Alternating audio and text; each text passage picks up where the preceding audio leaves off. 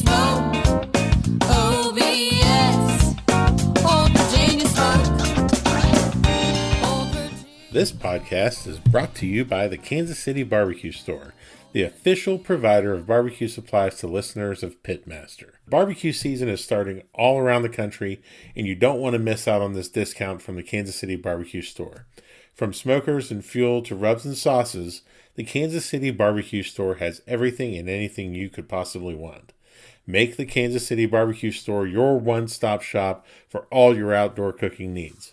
As a listener of the OVS Pitmaster podcast, you can get 10% off of your order this spring by using the code PITPOD, P-I-T-P-O-D, all caps, for online orders at www.thekansascitybarbecuestore.com. Welcome to another edition of Pitmaster and Old Virginia Smoke podcast. My name is Luke Darnell, the host of this podcast, and we have a very special guest with us today. As of right now, we've recorded over 100 of the greatest pitmasters that are cooking right now, and so many of them have offered as one of their mentors our guest today, Mr. Pat Burke. How are you, sir? I'm fine. Finer than frog hair. Finer than frog hair. So you're still active. You're still cooking in the restaurant every day. Yeah, we have me and my daughter, my granddaughters, and friends. We run a restaurant. It's not a big spot. I can seat about 40 people. We got a drive-through, and we've been in this for about 30 years now. And I built a new place 8 years ago, and things are working out pretty good. We had a little tough problem through the COVID area there, but the drive-through pulled us through everything all right. Absolutely. And it's funny when we talk about competition barbecue and all of the lives that you've touched and the people that have mentioned you as one of their mentors. I mean, we're talking about Tuffy Stone and Johnny Trigg and Melissa Cookston and all of these really great people.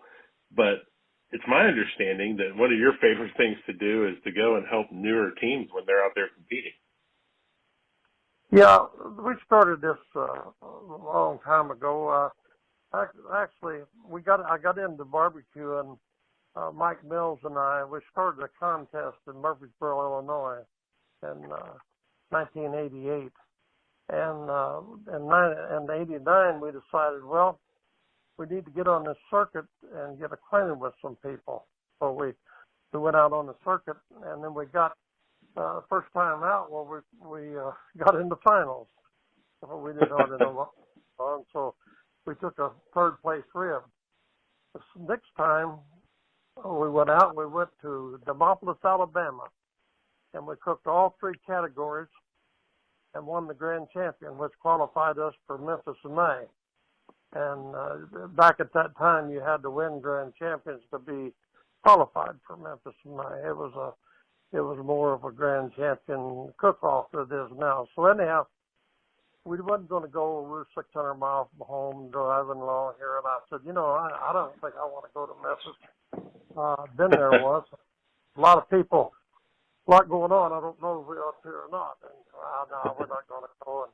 And I was in the construction business, still in the construction business. My family is. And so we was cooking, and telling Mike, I said, Mike, we're cooking the best rib I've ever tasted. And he said, if you think so. And I said, yeah, let's go to Memphis. And if we get 50th place, or there was 210 people in the cook-off, so I said, if we place 50, that'd be great. So we go in, no idea what was going on, and but we had a product. And here come the people, and they said, hey, you guys made the finals. So I repeat, we had a good product, and we went through the finals. And back at that time, they had lined up everybody on the back of the stage, and the rib was the last category to go in. And so we're tickled to death. We got third place. Boy, this is good. We knew we had it. Well, they announced third, and that wasn't us. Oh, well, we're second. We're second. That's really great. And then now second, and it wasn't us. We got first place. Oh, wow.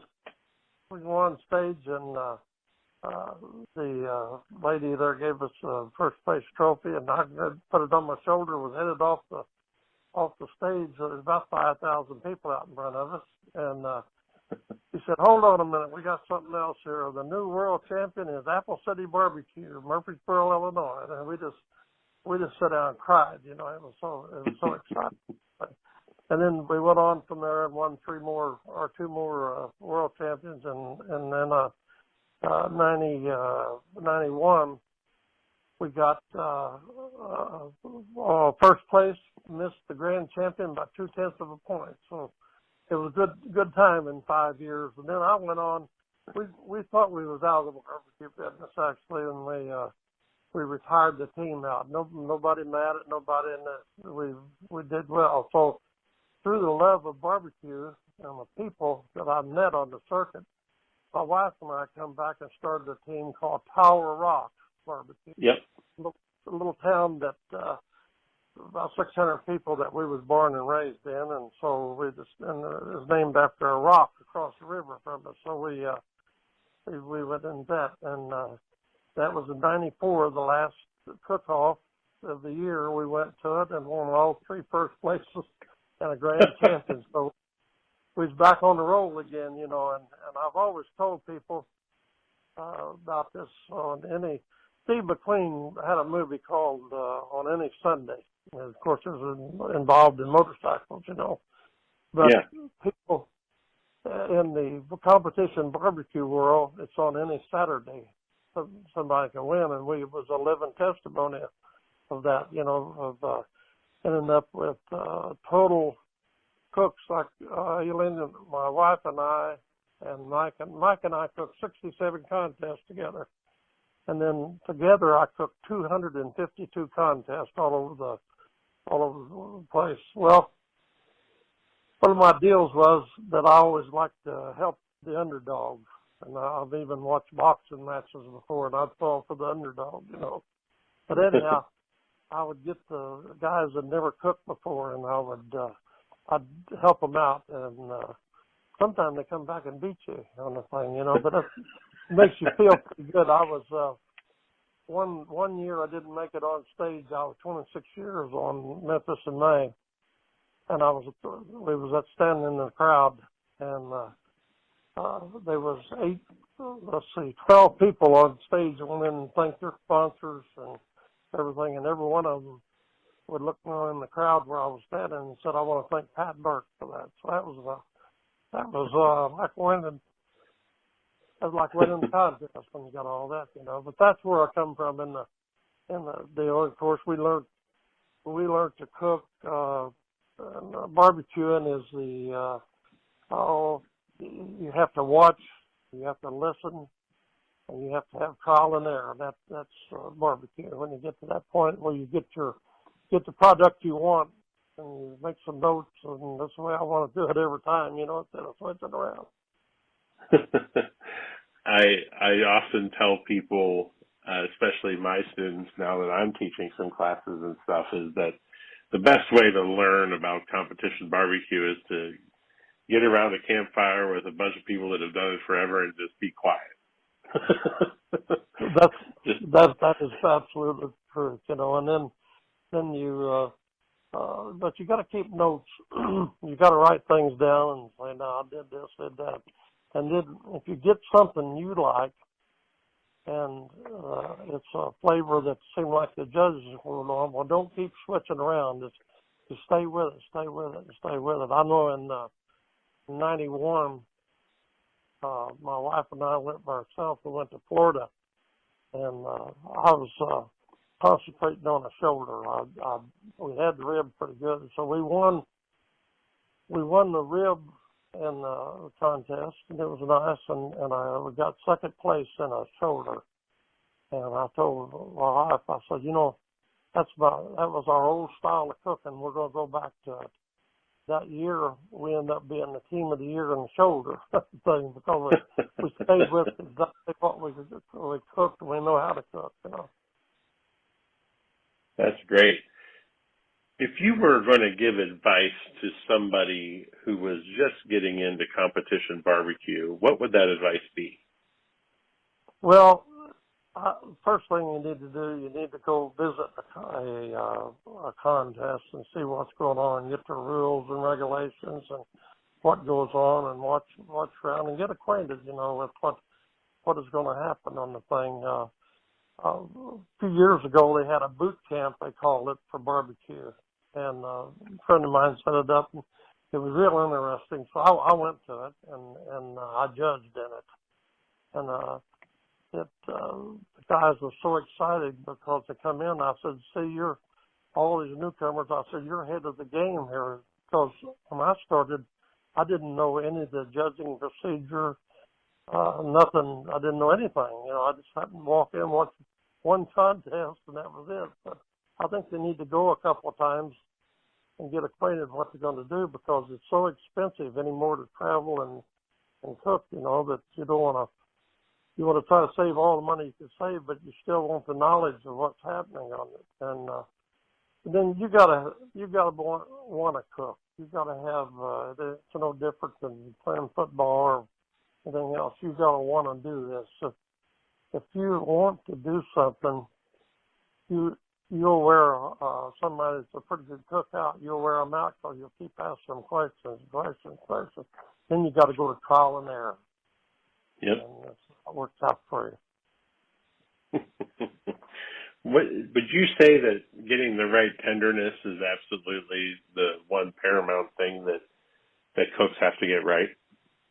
Yeah, I think tenderness is what they really work on the thing. And, of course, flavor. And the people that I've taught in cooking, I say, whenever when you get down to the finals in these things, the flavor is a big multiplier. It multiplies 3 times of what your score is, up from 1 to 10 or 5 to 10. So you got to keep talking flavor. And one of the last things to say before the judges leave out of the tent is remember that flavor. And, I keep pushing that, and it seems like the people do as well on it. I've listened to some of the presentations on it, and it seems well.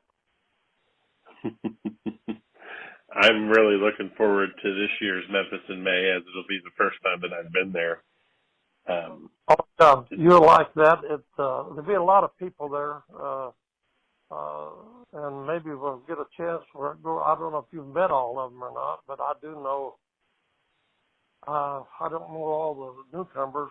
I know a few of them if I keep in contact, but Tuffy Stone and all of them guys I'm acquainted with. Matter of fact, I think we're going to do a little on.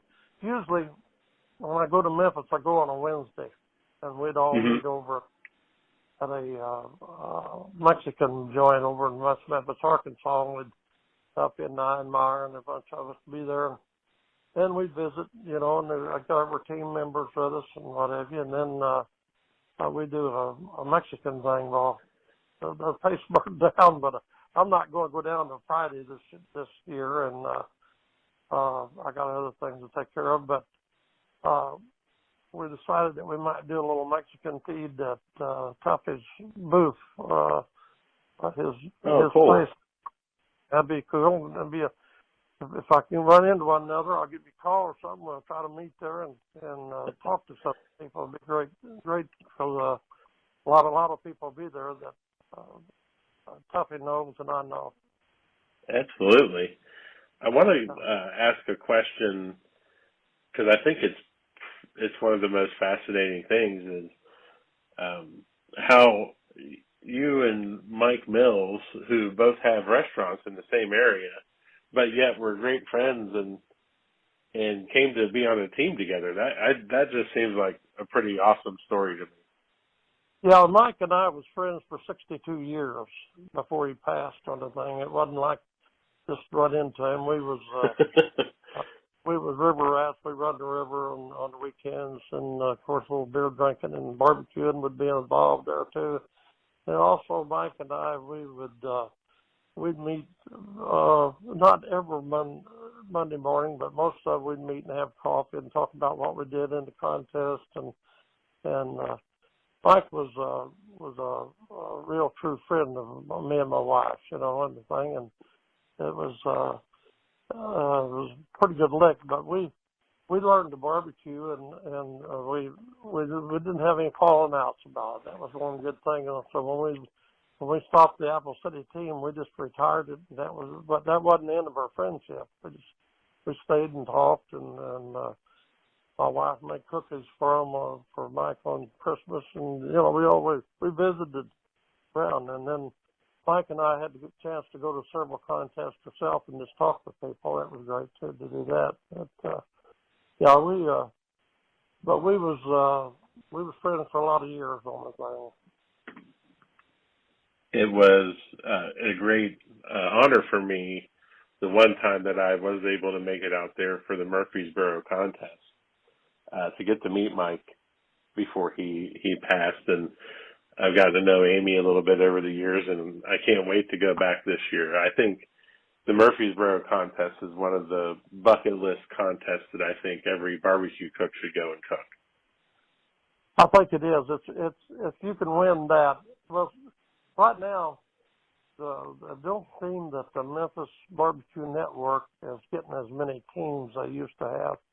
And of course, we was cooking all over the country, and so a lot of people would want to come cook.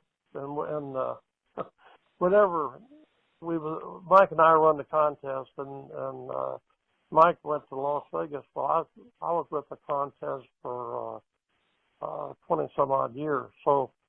I was with it for about 16 years, and then I retired out of it. I said, I don't want to run the contest, worry on the contest anymore. So I would go out of town and cook when the Murfreesboro contest was going on. I did that for 4 years. And then I finally come back and told Mike, I said, Mike, I haven't got anything to do with the contest. And we didn't want me to cook in it. I didn't want to cook either. We're rigged, so we went in 4 years later, and I told him, I said, I've got nothing to do with the contest other than I lay out all the lots, and I try to get people to come to there. I said, I'm going to cook. And he was like, what do you think? He said, I can't see a thing in the world wrong with it. We talked to Memphis in May, and so I went in and started cooking, and then I won the contest 4 years in a row, and I missed a year, and I won it again. So I did quit for the fifth win on it, thing, but we had all good competition. Everybody respected the win on it. They didn't. There was no growls about it, Absolutely, and getting one of those Apple trophies. I was very fortunate enough to snag one, and actually did really well at the contest. I finished third behind Darren and Travis Clark. So I think that was a pretty good weekend. And I can't wait to go back and do it again this year. Well, then, of course, the Kansas City contest, they're picked up all over the country, and if Mike hadn't have changed that, and we'd talked about it a lot, making a dual contest about it, I don't think it would have survived having only 8 teams from the Memphis deal, and at one time when we was doing a lot of cooking, we could have run a contest without Memphis even coming here, but this soon dies off. But by adding the 40 or 50 teams from Kansas City, it makes a big cook-off again. This podcast is brought to you by BarbecueData.com. BarbecueData.com is your one-stop shop for all of your barbecue competition data. Historical data, calls, wins, placements, everything under one roof. It's a great way not only to track yourself in the standings, but also to track how you improve your scores from year to year. Listeners of this podcast can receive 20% off of a new subscription to BarbecueData.com with the code PITPOD. That's one word, all capital letters, PITPOD, PITPOD. So check your team scores, check on others, and do it all on BarbecueData.com. In my comments in the beginning, I prefaced that a lot of people would be the answer to this following question. You were the answer. And the question is, who has impacted your life the most in competition barbecue? And I can't tell you how many people have said Pat Burke. So I want to know who has impacted your life the most in competition barbecue. Yeah. Well, I, I don't know. I was John Willingham. When I started, he was the only pitmaster as far as I was concerned. He understood. I don't know if you had a chance to meet John before he passed, but he understood meat, heat, dry rubs, sauces. He understood all this, and he was a windy guy, he really was. But I really liked him, and because of his knowledge on the thing, and I would listen, and see what he's talking about this here, how to use this here, how to use white pepper, how to use different things on it, and I think he was probably a bigger influence than there was a guy in Oxford, Arkansas, Mr. Ed. And I'd listen to these guys, and I'd listen to their presentations. And we got down where we wouldn't copy so much, but we'd lead into the things. See, when Mike and I started, this was an all-male deal. They didn't want the women around. So we changed the concept of that with our wives and friends. And then when I cooked under Tire Rock, I had my grandkids with me all the time and my wife. And it wasn't like I was going off and leaving them for the weekend or anything. We'd be all together, and we had fun going to the contest. We had fun when we was there, and when we win, we'd have a lot of fun coming home. Back to, and I listened to Johnny Trigg. Johnny Trigg ended up being a friend of mine, and of course, a big deal happened to me. I went into the Barbecue Hall of Fame. It don't mean much to a lot of people, but it did to me because I know the people that was in there, Yeah, absolutely. And it's a tremendous honor. And I've gotten to know Johnny over the years. Talk about a character. Yeah. But barbecue is like I say, it's watching, looking, and listening, and trial and error. That's where you got to be. But you got to be into anything. I was when I first started in barbecue, and of course I was in the construction business for 63 years too, and still in it. But I would drive between jobs, and I'd have a recorder, and I'd be talking, make recordings of my presentation. And then I'd play them back, and I'd say, well, "Why did I say that? I shouldn't be saying grease. I should be saying flavor. I should be saying juices instead of grease." It's just little things you change, as you go along on a thing. And I talked to a lot of people about giving their presentation, telling things that I may have learned in high school in a speech class, sometimes my eyes are overbearing to looking into the pupil of the eyes, but you got to lower yourself down, maybe look at the center of their nose, Right. And not being, and keeping your eye level lower than theirs is, so you're not looking down on a judge. But so many things, and if you watch yourself, and the films of people filming you, say, well, I shouldn't have did that. I didn't, why did I do that? And then if you got the females along and the male, I got a male judge, have them to seat the male judge and vice versa. Just little bitty things, in the presentations would work on. I was cooking in a contest in Evansville, Indiana. And a young guy come in, a judge, and he had a big piece of paper, and he scribbled Q on it, and I didn't know what it was. And he said, "What's Q mean to you?" And I said, "Well, here, let me do a presentation here." And he aggravated me a little bit in the presentation, but I was telling him that about temperatures I hold and on things and what have you, and he kept questioning me. And finally let me go. And then we finished up at the table, and I said, this Q. Let me tell you about this Q, if that's what you're asking about barbecue. My daddy was a hog raising man, and I learned a lot being around hogs.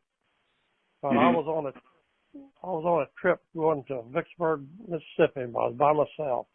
Had an old motor home, and in there I had all would play was an 8-track tape, and it was Tom T. Hall, the old country philosopher. And I was listening to these songs all the way to Vicksburg, Mississippi, and back, and I picked up on one that I was telling him a story. The story is, who's going to feed them hogs? And he looked at me, and I said, "Then I'm not a singer, but I can recite some words." I said, "Here's the way this goes." I met him in a hospital about a year ago. Why I remember him, I guess I'll never know. He just lied there in a medicated fog saying, "Who's going to feed them hogs?" 400 hogs just standing out there. Neighbors don't feed them. Wife don't care. They can't get out and run around like all hunting dogs. Here I lie in this thing bed, and who's going to feed them hogs? Anyhow, I finished up the whole deal on that, and he kept staring at me, and I said, "Wait before you leave. Would you bring me a hot ham sandwich and a Budweiser, please?" This guy backed out of the tent and just kept staring at me. He backed out, and he come back that evening. Come back pretty quick, and he had a recorder, a video recorder. Back when they had the bigger ones, they didn't do them on the phone, and so he recorded me the rest of the evening. I never did see him again. 2 years later, I was cooking in Murfreesboro, and I looked up, and here he comes the judge. I thought, "Oh boy, what am I going to get here?" And he thanked me. He said, "I want to thank you straightened me out about this judging thing. It's more serious than I thought it was." And I said, "Oh, good, That was pretty good experience thing." But, if you're into something, like, people can't believe it. All the cooks I've cooked and everything, they end up with 182 grand champions out of them. Mike and I, everything. I cooked and he cooked. And they can't believe some of the stories, and about every contest has got a story. And I remember every trophy that we got. And what place we placed in certain things, and I've had stories that had a guy come in and I was in Marion, Arkansas, and he said, "Have you got napkins?" I said, "Yeah, I got napkins." And he said, "Or like a towel or paper towel?" I said, "Yeah." Well, he would chew up his food and spit it in this paper towel. And I thought, "Oh hell, I don't know what I got here." And he said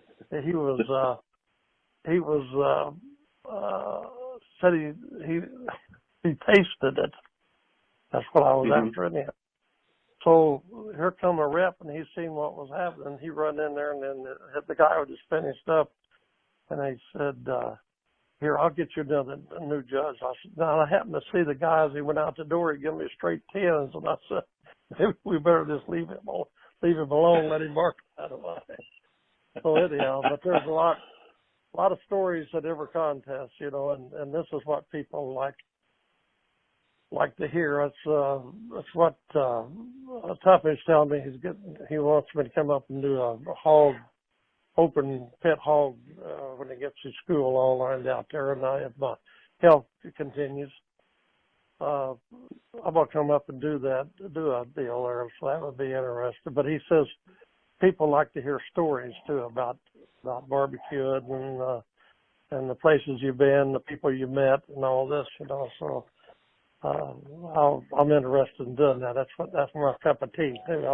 I like to do that. I was going to try to get down and do Myron's school there. He's got a memory school, and he wanted me to be there. I have a little problem here with my health right now. I got to go.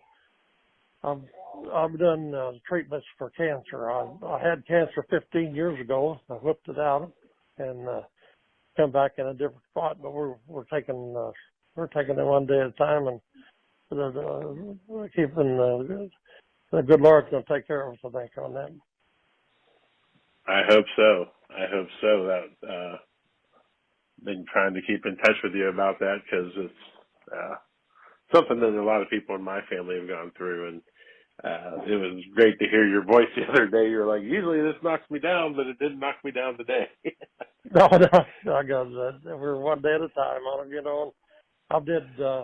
I did 11 treatments right now, and then I got to do 2 more, and then we're going to do some more scans. And the first scans were reduced to 50%, so maybe we'll get it on down then. So I hope so. It's something that I think about often, and you know, I know a lot of the barbecue community is thinking about you as well.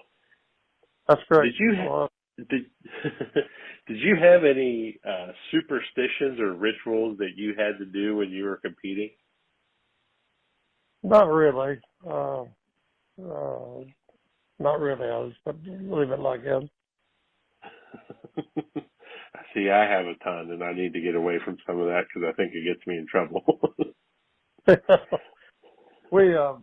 My daughter Patty works with me on when we're doing the Memphis and Nice stuff on presentation, and she stands behind me and she knows every word I want to say. And I'll maybe be talking about a stick of wood here, of apple wood that we use, and I'll reach in back of me and she gives me a stick of wood from the thing, you know, and then I talk about what type of charcoal you use, and I could reach in back of me and there she got a piece of charcoal that we use on our deal, and then I have some apple juice. I'll reach back there, 2 or 3 things like that, and then I can bring them out in front, you know, while I'm talking to everybody. Everybody enjoys that. Yeah, absolutely. And it's one of my favorite things is to sit around and tell stories and learn from, you know, everyone. I just enjoy that a lot. Yeah. But it's barbecuing when it runs out of being fun. It's time to get out of it. You know, when you try to have to make a job out of it. But as long as you enjoy, I think people can go for a long time. I did 30 years of it, you know, and but I was enjoying the people as much as anything, and I made so many acquaintances. Can't call them friends, but acquaintances over the country. Like in the wintertime, I get calls and say, you remember me, Pat? We cooked together and in Florida, we cooked together in Alabama, we cooked together in Mississippi. So we get to talk about all that, you know. And as I said earlier, I'm 84 years old, but I've been active. I've been working since I was 10 years old. I worked with, you know. Yeah. And I still keep going on. So, but that's good Lord's will that happens there. I'm big on that. And a lot of people are. A lot of people that you don't think believes in the good Lord and everything, but I've had a lot of calls and say, "Hey, Pat, we got you on our prayer list," you know. And that was the way. Me and Myron Mixon ended up being friends, and I was friends with his mother. And his mother, she was in a Baptist church in their hometown there of Diana, Georgia, and so she would she was 31 people, and I was on their prayer list, you know, and so I'd send them trinkets and stuff, and make sure I always had 31 of them, and then she'd ask Myron, said, "How much Pat done?" I said, "Well, he done all right, but he told me, don't you quit praying for a minute to keep it up." And then she passed away, and she was so neat. Last time I seen her was in Paragould, Arkansas. We'd done a contest there, and she told me, she said, "Mr. Pat, if you ever want to see me again at one of these contests, you better get you a picture of me right now, because I'm done with them." She said. Well, she was quite a lady, too. And I went by their church and visited them when I was in Diana. And had you ever been to the Big Pig Jig? I've never done the Big Pig Jig, but it's on my bucket list. Yeah, you ever been there? I have not. It's a big deal. They got permanent buildings and everything are for people that barbecue around on thing, so pretty interested. I was there in '99, and it was the only team that ever won the Big Jig out of the state of Georgia. Really? Yeah, and so I was kind of getting aggravated a little bit about barbecue because I'd won Marion, Arkansas 4 times, and hardly got an applaud out of the crowd of the 5th time. So I was about done with that, and we went to Vienna. Well, I had Myron get me a hog, and it had a nose on it about 4 foot long, I told him, but I had cooked 42 consecutive hogs. It was in the finals 42 consecutive times with a hog. And I got 4th place out of this hog, but I got a 1st place shoulder. And we went into the shoulder finals, and it's the only one time I ever seen it. My preliminary judges that gave me all 10s, and the final judge gave me all 10s, so there wasn't nothing there to do but win it, So whenever they accepted the trophy, there was about 4,000 people out in front of the deal there, and I accepted the trophy, and I got a standing ovation, and the fireworks went off, and I told my wife, I said, "This is what I'm at. This is where I like this part of it." So kind of turned things around, but like I say, the barbecue's been a big part of my life, and for a guy not starting until he's 50 years old, getting into it, it's, I was in the bass boat, squirrel hunting, deer hunting, all this, racing motorcycles and stock cars and everything, and then when I got out of them, I was done. But then the barbecue thing, I thought Mike and I was done. We talked about it, and as I said earlier, the love of barbecue and the people I met on this circuit, that's what kept me back into the ring. It gets your motor running again. So we never missed the contest after that.